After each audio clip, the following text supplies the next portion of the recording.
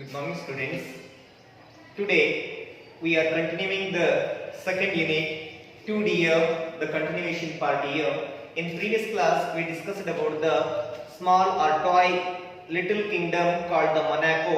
What were the features of that Monaco we are discussed here, and today we are entering toward the main story of this 2D. Yes, in this 2D with this Leo Tolstoy, once in this small toy kingdom, they committed a murder by one of a criminal here. In this small, peace-loving toy kingdom, once a murder was committed. ಇಂತಹ ಸಣ್ಣದಾಗಿರ್ತಕ್ಕಂತಹ ಶಾಂತಿಪ್ರಿಯ ಸಾಮ್ರಾಜ್ಯದಲ್ಲಿ ಒಂದು ಕೊಲೆ ನಡೆದು ಹೋಯಿತು. ಆಗ the judicial system of this kingdom, it consists of judges, prosecutors, jurymen and barrister. ಅಂದ್ರೆ ಅಲ್ಲಿಯ ನ್ಯಾಯಾಂಗ ವ್ಯವಸ್ಥೆ, ಆ ಸಾಮ್ರಾಜ್ಯದ ನ್ಯಾಯಾಂಗ ವ್ಯವಸ್ಥೆಯಲ್ಲಿ ನ್ಯಾಯಾಧೀಶರು, ಧರ್ಮಾಧಿಕಾರಿಗಳು, ಬ್ಯಾರಿಸ್ಟರ್ಸ್ ಅಂದ್ರೆ ವಕೀಲರು ಮತ್ತು ಆ ನ್ಯಾಯಾಧಿಕರಣದ ಪ್ರಾಸಿಕ್ಯೂಟರ್ ಅಂದ್ರೆ ಸರ್ಕಾರಿ ವಕೀಲರು, ಇವರೆಲ್ಲರೂ ಕೂಡ ಇದ್ರು. So they took this case for the first time. This murder was committed. ಈ ಒಂದು ಕೊಲೆ ಮೊದಲನೇ ಬಾರಿ ನಡೆದಿರೋದ್ರಿಂದ ಅತ್ಯಂತ ನ್ಯಾಯಯುತವಾಗಿ ಈ ಒಂದು ಕೇಸನ್ನ ಅಲ್ಲಿ ಅವ್ರು ನಡೆಸ್ತಾ ಬಂದ್ರು. That means according to the law of that kingdom, Monaco kingdom, ಈ ಮೊನಾಕೋ ಸಾಮ್ರಾಜ್ಯದ ಕಾನೂನಿನ ಪ್ರಕಾರದಲ್ಲಿ ಯಾವ ಶಿಕ್ಷೆಯನ್ನ ಕೊಲೆಗಾರನಿಗೆ ನೀಡಬಹುದು ಎನ್ನುವ ಒಂದು ಪ್ರಕ್ರಿಯೆಯನ್ನ, ನ್ಯಾಯಾಂಗದ ಪ್ರಕ್ರಿಯೆಯನ್ನ ಅವರು ನಡೆಸ್ತಾ ಬಂದ್ರು. That means here total judiciary manner they tried the case in all manner according to the law of Monaco, according to the law of Monaco. So after discussing or by the process of this judicial system, they decided that the murderer should be given the punishment of cut his head off. ಅಂದ್ರೆ ಆ ಕೊಲೆಗಾರನಿಗೆ ಮಾಡಿರ್ತಕ್ಕಂತಹ ತಪ್ಪಿಗೆ ಶಿಕ್ಷೆಯನ್ನ ಆ ದೇಶದ ಕಾನೂನಿನ ಪ್ರಕಾರದಲ್ಲಿ ಅವನ ತಲೆಯನ್ನ ಕತ್ತರಿಸುವ ಶಿಕ್ಷೆಯನ್ನ ವಿಧಿಸಬಹುದು ಎನ್ನುವ ತೀರ್ಮಾನಕ್ಕೆ ಈ ನ್ಯಾಯಾಂಗ ವ್ಯವಸ್ಥೆ ಬಂತು. Totally the judicial system according to the law of that Monaco kingdom they decided to be cut his head off and it's also called as sentence to death. ಅಂದ್ರೆ ಮರಣ ದಂಡನೆ ಅನ್ನೋ ಒಂದು ಅರ್ಥದಲ್ಲೂ ಕೂಡ ಅವನಿಗೆ ಶಿಕ್ಷೆಯನ್ನು ವಿಧಿಸಬಹುದು ಎನ್ನುವ ತೀರ್ಮಾನಕ್ಕೆ ಆ ನ್ಯಾಯಾಂಗ ವ್ಯವಸ್ಥೆ ಬಂತು. So they displayed that their version, their discussion on their total judication paper in front of the king. ಅವರು ತೀರ್ಮಾನಗೊಂಡಿರ್ತಕ್ಕಂತಹ ಆ ಒಂದು ನ್ಯಾಯಾಂಗ ವ್ಯವಸ್ಥೆಯ ತೀರ್ಪನ್ನ ರಾಜನ ಮುಂದೆ ಇಟ್ರು.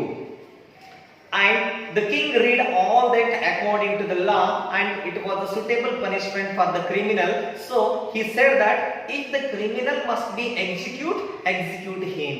ಅಂದ್ರೆ ಕೊಲೆಗಾರನಿಗೆ ಮರಣ ದಂಡನೆಯೇ ಶಿಕ್ಷೆ, ತಲೆಯನ್ನು ಕತ್ತರಿಸುವುದೇ ಶಿಕ್ಷೆಯಾದರೆ ಅವನ ತಲೆಯನ್ನ ಕತ್ತರಿಸಿ ಎನ್ನುವಂತಹ ಶಿಕ್ಷೆಗೆ ರಾಜನು ಕೂಡ ಅಂಕಿತವನ್ನ ಇಟ್ಟ. That means the king also accepted what was the verdict of these judges. ಅಂದ್ರೆ ಆ ನ್ಯಾಯಾಧೀಶರ ಒಂದು ತೀರ್ಪನ್ನ ಇಲ್ಲಿ ರಾಜನು ಕೂಡ ಮುಂದುವರಿಸಿದ.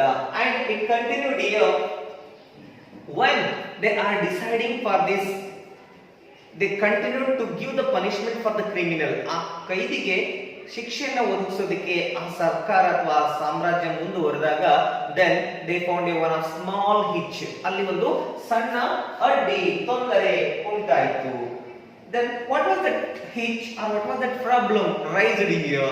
ಆ ಒಂದು ಸಂದರ್ಭದಲ್ಲಿ ಉಂಟಾಗಿರತಕ್ಕಂತ ಸಮಸ್ಯೆ ಏನು ಅಂತ ನೋಡೋದಾದ್ರೆ, yes, there is neither a guillotine for cutting the head off. That means if a criminal has to be cut his head, he must, for this purpose the kingdom must be needed the guillotine machine. Guillotine machine is the machine which is used to cut the head off. ಅಂದ್ರೆ ಶಿರಚ್ಛೇದನ ಯಂತ್ರ ಅಂತ ಸಾಮಾನ್ಯವಾಗಿ ಕರೀತೀವಿ. That means ಮನುಷ್ಯನ ತಲೆಯನ್ನ ಕತ್ತರಿಸೋದಕ್ಕಾಗಿ ನಿರ್ದಿಷ್ಟವಾದ ಒಂದು ಯಂತ್ರ ಇತ್ತು. ಪ್ರಪಂಚದಲ್ಲಿ ಅತಿ ಹೆಚ್ಚು ಗಿಲೆಟಿನ್ ಮಷೀನ್ ಅನ್ನು ಬಳಸಿರ್ತಕ್ಕಂತ ಒಬ್ಬ ರಾಜ ಅಥವಾ ಒಬ್ಬ ಸರ್ವಾಧಿಕಾರಿ ಅಂತ ಹೇಳಿದ್ರೆ ಹಿಟ್ಲರ್ ಅಂತ ಕರಿತೀವಿ ನಾವು.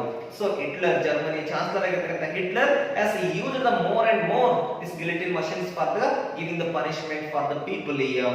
So whatever, it was a machine like a sawmill. It was a machine like a sawmill. It seems or it appears like this here. ಆ ಒಂದು ಗಿಲೆಟಿನ್ ಯಂತ್ರ ಯಾವ ರೀತಿ ಇರುತ್ತೆ ಅಂತ ನೋಡೋದಾದ್ರೆ, ಸೊ ಈ ಒಂದು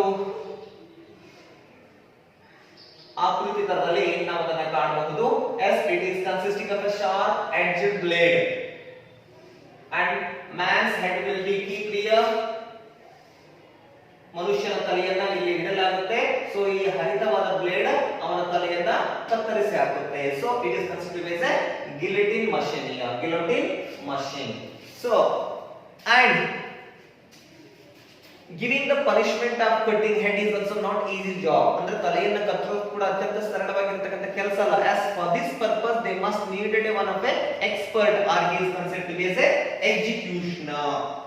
ಶಿರಚ್ಛೇದಕ, ತಲೆಯನ್ನ ಕತ್ತರಿಸುವವ ಅಂತ ನಾವು ಕರೀತಾ ಹೋಗ್ತೀವಿ. So in this toy Monaco Kingdom there is no guillotine machine, there is no an executioner. ಅಲ್ಲಿ ತಲೆಯನ್ನ ಕತ್ತರಿಸುವ ಯಂತ್ರನೂ ಇರಲಿಲ್ಲ ಮತ್ತು ತಲೆಯನ್ನ ಕತ್ತರಿಸತಕ್ಕಂತಹ ಆ ವ್ಯಕ್ತಿ ಶಿರಚ್ಛೇದಕನು ಕೂಡ ಇರಲಿಲ್ಲ. But they are given the punishment of cut his head off. ಆದರೆ ಅಲ್ಲಿ ಅವರಿಗೆ ಶಿರಚ್ಛೇದನ ಶಿಕ್ಷೆಯನ್ನು ನೀಡಲಾಗಿತ್ತು. They are given the punishment of cut his head off or sentenced to death, but they didn't have any kind of a machine or an expert to be cut the head here. So again they discussed how to give the punishment for the criminal. ಇಂತಹ ಸಂದರ್ಭದಲ್ಲಿ ಆ ಕೈದಿಗೆ ಹೇಗೆ ಶಿಕ್ಷೆಯನ್ನು ಕೊಡಬೇಕು ಎನ್ನುವ ಚರ್ಚೆಗಳು ಮುಂದುವರಿತಾ ಹೋದವು. In between of this minister ಅಂದ್ರೆ ಆ ಮಂತ್ರಿ ವರ್ಗದಲ್ಲಿ ಆ ಚರ್ಚೆಗಳು ನಡೀತಾ ಹೋದವು. Then they decided, at last they decided to address a letter to France, which is the neighbor country. ಅಂದ್ರೆ ನೆರೆಹೊರೆಯ ದೇಶ ಆಗಿರತಕ್ಕಂತಹ ಫ್ರಾನ್ಸ್ಗೆ ಪತ್ರವನ್ನ ಬರೆಯುವ ಒಂದು ಉದ್ದೇಶವನ್ನ ಹೊಂದಿದ್ರು. ಆ ಪತ್ರ ಯಾವುದು? ದ ಲೆಟರ್ ಆಫ್ ಎನ್ಕ್ವೈರಿ, ವಿಚಾರಣಾ ಪತ್ರ ಅಂತ ನಾವು ಕರೀತಾ ಹೋಗ್ತೀವಿ. So they decided to be write a enquiry letter of enquiry. What was the enquiry? They want to enquire that if the France is ready to be lend a guillotine machine or an executioner, and if they are ready, how much they have to accept for that machine and an executioner. ಒಂದು ವೇಳೆ France ಸರ್ಕಾರ ಈ ಒಂದು ಗಿಲಿಟಿನ್ machine ಮತ್ತು ಒಬ್ಬ ಶಿರಚ್ಛೇದಕನನ್ನ ಕೊಡೋದಕ್ಕೆ ಒಪ್ಪುತ್ತಾರ, ಒಂದು ವೇಳೆ ಕೊಡೋದಾದ್ರೆ ಅದಕ್ಕೆ ಎಷ್ಟು ಬೆಲೆ ಅಥವಾ ಎಷ್ಟು ಬಾಡಿಗೆ ಆಗುತ್ತೆ ಎನ್ನುವ ಒಂದು ವಿಚಾರಣಾ ಪತ್ರವನ್ನು ಫ್ರಾನ್ಸ್ ಸರ್ಕಾರಕ್ಕೆ ಈ ಮೊನಾಕೋ ಸಾಮ್ರಾಜ್ಯದವರು ಬರೀತಾರೆ. So after a week a prompt reply came from the France. ಅಂದ್ರೆ ಒಂದು ವಾರದ ನಂತರದಲ್ಲಿ ಫ್ರಾನ್ಸ್ ಇಂದ ಪತ್ರವು ಕೂಡ ಬಂತು. ವಿಚಾರಣಾ ಪತ್ರಕ್ಕೆ ಪ್ರತಿಯಾಗಿ ಅವರಿಂದ ಪತ್ರ ಕೂಡ ಬಂತು. They are ready to give a guillotine and an executioner. They are ready to use a guillotine machine and an executioner. Guillotine machine ಮತ್ತು executioner ಅನ್ನು ಕೊಡೋದಕ್ಕೆ ಅವರು ಒಪ್ಪಿಗೆ ಇದ್ರು. And they demanded 16,000 francs.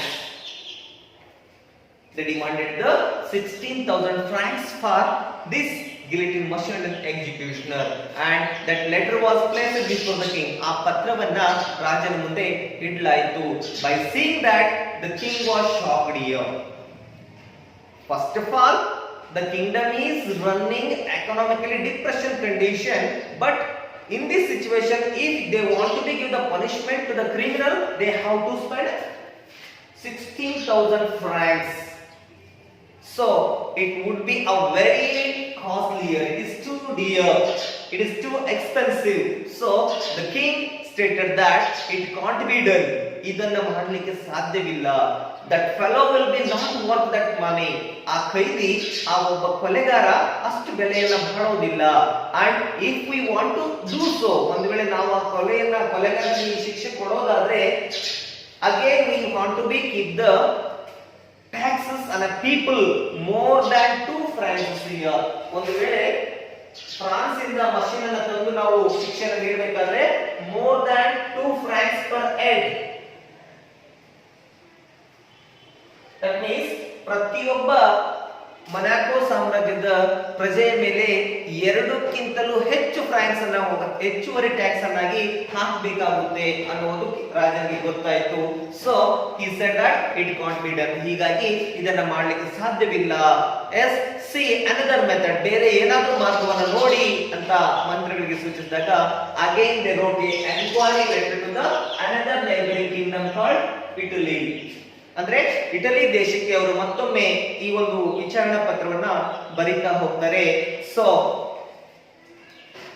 the Italy government demanded 12,000 francs here. As another neighboring kingdom, Italy demanded the 12,000 francs to supply the guillotine machine and an expert of an executioner. ಅಂದ್ರೆ ಈ ಗಿಲೆಟಿನ್ machine ಮತ್ತು ಈ ಒಂದು ಶಿರಚ್ಛೇದಕನಿಗೆ ಕೊಡೋದಕ್ಕೆ ಬಾಡಿಗೆ ಕೊಡೋದಕ್ಕೆ ಇಟಲಿ ಸರ್ಕಾರ 12,000 francs ಅನ್ನ ನಿಗದಿಪಡಿಸುತ್ತೆ. It would be cheaper than France, France ಗಿಂತಲೂ ಇದು ಕಡಿಮೆನೆ. But also again king has to be keep less than 2 francs per head year. It would be also heavier for the people. ಇದು ಕೂಡ ಜನಸಾಮಾನ್ಯರ ಮೇಲೆ ಹೆಚ್ಚಿನ ಹೊರೆಯನ್ನ ತೆರಿಗೆ ರೂಪದಲ್ಲಿ ವಿಧಿಸಬೇಕಾಗುತ್ತೆ. And it will cost the reward the people against the government. ಇದು ಸರ್ಕಾರದ ವಿರುದ್ಧ ಜನರು ದಂಗೆ ಏಳುತ್ತಕ್ಕಂತ ಪರಿಸ್ಥಿತಿ ಬರಬಹುದು ಎನ್ನುವ ಭಯ ರಾಜನಿಗಿತ್ತು. So he said that it can't be. Then why the difference is risen in between of this 16,000 and 12,000 in between of the France and Italy means the France is having the democratic form of government. ಅಂದ್ರೆ ಪ್ರಜಾತಂತ್ರ ವ್ಯವಸ್ಥೆ France ಸರ್ಕಾರದಲ್ಲಿತ್ತು, ಇಟಲಿಯಲ್ಲಿ ರಾಜಪ್ರಭುತ್ವ ಇತ್ತು. So there is no value for the kings in the democratical form of the kingdoms here or government, and the kings are king and kings. ಅಂದ್ರೆ ರಾಜರು ಒಂದೇ ಆಗಿರೋದ್ರಿಂದ ಅವರು ಕಡಿಮೆ ಹಣಕ್ಕೆ ಸಪ್ಲೈ ಮಾಡೋದಕ್ಕೆ ರಾಜನಿಗೆ ಸಹಾಯ ಮಾಡೋದಕ್ಕೆ ಮುಂದಾದ್ರು. ಆದ್ರೆ ಈ ಗಣತಂತ್ರ ರಾಜ್ಯವಾಗಿರ್ತಕ್ಕಂತಹ ಫ್ರಾನ್ಸ್ ಅಲ್ಲಿ ರಾಜನಿಗೆ ಯಾವುದೇ ರೀತಿಯಾಗಿರ್ತಕ್ಕಂತಹ ಗೌರವವನ್ನು ನೀಡದೇನೆ so demanded more or 16,000 francs for the guillotine machine and an executioner. So but whatever the Monaco kingdom is unable to be meet this expense.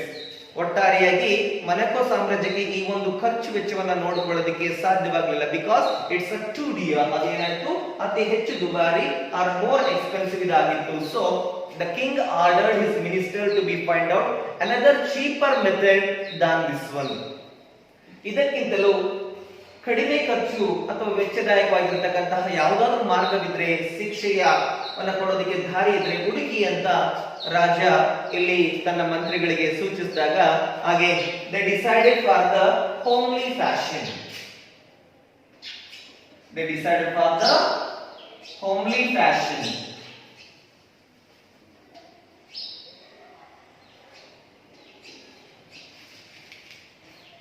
ಅಂದ್ರೆ ವೈಯಕ್ತಿಕವಾದ ತಮ್ಮದೇ ಆದ ವಿಧಾನದಲ್ಲಿ ಈ ಒಂದು ಶಿಕ್ಷೆಯನ್ನ ಕೊಡೋದಕ್ಕೆ ಈ ಮಂತ್ರಿಗಳು ಚರ್ಚೆಯನ್ನ ಮಾಡಿ ತೀರ್ಮಾನಕ್ಕೆ ಬರ್ತಾರೆ. ದೇ ಕಾಲ್ಡ್ ಎ ಜನರಲ್, ತಮ್ಮ ಸೇನೆಯ ದಂಡನಾಯಕರನ್ನ ಕರೆದು yes because they are having the army of 60 men, 60 ಜನರ ಒಂದು ಸೈನ್ಯವನ್ನು ಹೊಂದಿರತಕ್ಕಂತಹ ಮೊನಾಕೋ ಕಿಂಗ್ಡಮ್ ಅದರ ದಂಡನಾಯಕನನ್ನ ಕರೆದು if any persons are any soldier is ready to be cut the criminal's head, ಅಂದ್ರೆ ಆ ಕೈದಿಯ ಶಿರವನ್ನ ಕತ್ತರಿಸೋದಕ್ಕೆ, ತಲೆಯನ್ನ ಕತ್ತರಿಸೋದಕ್ಕಾಗಿ ಯಾರಾದ್ರೂ ಒಬ್ಬ ಸೈನಿಕರು ಮುಂದೆ ಬರ್ತಾರಾ ಅಂತ ಕೇಳಿದಾಗ the general went to his army and discussed with the mayor. ಆ ದಂಡನಾಯಕ ಆ ಒಬ್ಬ ಎಲ್ಲಾ ಸೈನಿಕರ ಮುಂದೆ ಹೋಗಿ ಈ ಒಂದು ವಿಷಯವನ್ನ ಪ್ರಸ್ತಾಪ ಮಾಡ್ತಾರೆ. ಆಗ no soldiers are came forward to cut the man's head. They said, ಅಂದ್ರೆ ಇಲ್ಲಿ ಯಾವೊಬ್ಬ ಸೈನಿಕನು ಕೈದಿಯ ತಲೆಯನ್ನು ಕತ್ತರಿಸೋದಕ್ಕೆ ಮುಂದೆ ಬರಲಿಲ್ಲ. They are not ready to be cut the man's head, and they said that we were taught to fight in battle. ನಮಗೆ ಯುದ್ಧದಲ್ಲಿ ಯುದ್ಧ ಮಾಡೋದನ್ನ ಕಲಿಸಲಾಗಿದೆ. But you are not taught to cut the head man's head. ಆದರೆ ಒಬ್ಬ ಕೈದಿಯ ತಲೆಯನ್ನ ಕತ್ತರಿಸೋದನ್ನ ನೀವು ನಮಗೆ ಕಲಿಸಿಲ್ಲ. So we can't do it ಅಂದ್ರೆ ನಾವು ಅದನ್ನ ಮಾಡೋದಕ್ಕೆ ಸಾಧ್ಯವಿಲ್ಲ. As it's quite natural human tendency. It feels that as maybe it's very easy to be cut the man's head. ಅಂದ್ರೆ ಸರ್ವೇ ಸಾಮಾನ್ಯವಾಗಿ ಮನುಷ್ಯರು ಅಥವಾ ಈ ಒಂದು ಆಧುನಿಕ ಮೀಡಿಯಾದಿಂದಾಗಿ, ಮಾಧ್ಯಮದಿಂದ, ಸಿನಿಮಾಗಳಿಂದ ಏನಾಗುತ್ತೆ yes it's easy to be cut ಅನ್ನೋ ಒಂದು ಮನೋಭಾವನೆ ಬರುತ್ತೆ. But it's not easy. So killing a people or killing an animal is not easy task. It is impossible for the common man. Yes, if you want to do that one, you must be a criminal or you must be a professional killer. Then only it is possible here. And at the same here, No soldiers are came forward in this army of this Maneko kingdom. Maneko ಸಾಮ್ರಾಜ್ಯದ ಯಾವೊಬ್ಬ ಸೈನಿಕನು ಕೂಡ ಈ ಒಂದು ತಲೆಯನ್ನು ಕತ್ತರಿಸೋದಕ್ಕೆ ಮುಂದಾಗಲಿಲ್ಲ. Then again the problem continued here. How to give the punishment? How to give the punishment for this criminal, or how to cut the head of the criminal will be continued, and again all the ministers are gathered for what to do in further. Okay, remaining topic we will discuss in next class. Thank you.